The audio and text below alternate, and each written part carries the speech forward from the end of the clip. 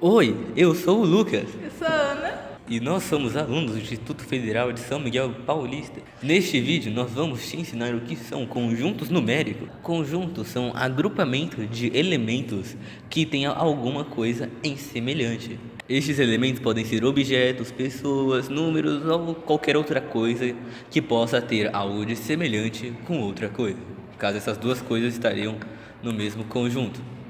Aqui tem um exemplo de um conjunto numérico. O conjunto numérico A tem os números 0, 2, 4, 6, 8 e 10. E aqui temos algumas maneiras de anotar isso. Por exemplo, o elemento número 2 pertence a A, mas o número 3 não pertence a A. Este símbolo aqui significa pertence e o E com um risquinho significa não pertence. Aqui temos outras maneiras de representar os conjuntos. Temos a maneira que acabamos de ver, que é a enumeração dos elementos, que tem o conjunto A, que tem os números 0, 2, 4, 6, 8 e 10. Temos a maneira de representar chamada propriedade comum, que nós descrevemos os elementos que vão estar no conjunto. Por exemplo, os elementos do conjunto A, nós representamos elementos como a letra X, pertence aos números naturais, que eu vou explicar um pouco mais tarde. Tal que, esta linha reta significa tal que X, que são os elementos, são pares. E X, que são os elementos, são maiores ou iguais a 0 e menores ou iguais a 10. Outra maneira de representar um conjunto é pela representação gráfica, também conhecida como diagrama de Venn. Como nós podemos ver aqui, o diagrama de Venn é uma forma geométrica, neste caso um círculo, em que os elementos estão contidos dentro dele. Aqui podemos ver os elementos do conjunto A. Alguns conjuntos podem conter outros conjuntos. Por exemplo, vamos ver o conjunto A, que tem os números 1, 3, 5, 7 e 9, e o conjunto D, que tem os números 1, 5 e 7. Aqui nós podemos ver que o conjunto D está contido no conjunto A.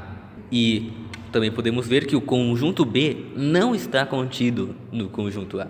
Nós usamos esse C para mostrar que está contido e o C com risco para mostrar que não está contido. Então, quando nós estamos falando de elementos, nós usamos o e quando nós estamos falando de conjuntos, nós usamos o C. Tá. Eu vou falar sobre operações entre conjuntos. Existem três principais operações. A primeira é a união. Dado o conjunto A formado pelos elementos 1, 3, 5, 7 e 9, e o conjunto B formado pelos elementos 0, 2, 4, 6, 8 e 10, a união dos conjuntos A e B é formada por todos os elementos que compõem o A e contêm o B. Então esse conjunto vai ficar do 0 até o 10. Outra operação que você pode fazer entre conjuntos é a intersecção. Ela é formada pelos elementos que os dois conjuntos têm em comum. Então, dado o conjunto C, formado pelos elementos 0, 1, 2, 3, 4 e 5, e o conjunto A, 1, 3, 5, 7, 9, a intersecção entre eles vai ser todos os elementos que eles têm em comum, e dá um outro conjunto do 1, 3 e 5. Outra operação também é a diferença. Não, a diferença entre conjuntos é dada pelos elementos que tem no conjunto A, mas não tem no outro conjunto. E aqui no caso é 7 e 9. Os números que nós utilizamos são separados em alguns conjuntos. Como podemos ver aqui, temos o conjunto dos números naturais, que são os números inteiros e positivos, que seriam estes números aqui infinitamente para frente. Os três pontinhos significa que continua infinitamente. Temos o conjunto dos números inteiros, que é composto por todos os números inteiros positivos e negativos, sendo que os números naturais estão contidos nos números inteiros. Temos os números racionais, que são todos os números que podem ser representados por uma fração, sendo eles positivos ou negativos. Dentro deles vamos ter números como 1/4, 1,5, 1,25, entre outros. E também podem ter dízimas periódicas. E os números inteiros estão contidos nos números racionais. Também temos os números irracionais, que são compostos por qualquer número que tenha uma dízima que não seja periódica, que seriam números que teriam, após a vírgula, números infinitos aleatórios. Números que estão contidos no conjunto dos números racionais são, por exemplo, a raiz de 2 e π, entre outros. Os números racionais não estão contidos nos irracionais. Também nós temos números reais, que contêm os elementos de todos os outros conjuntos.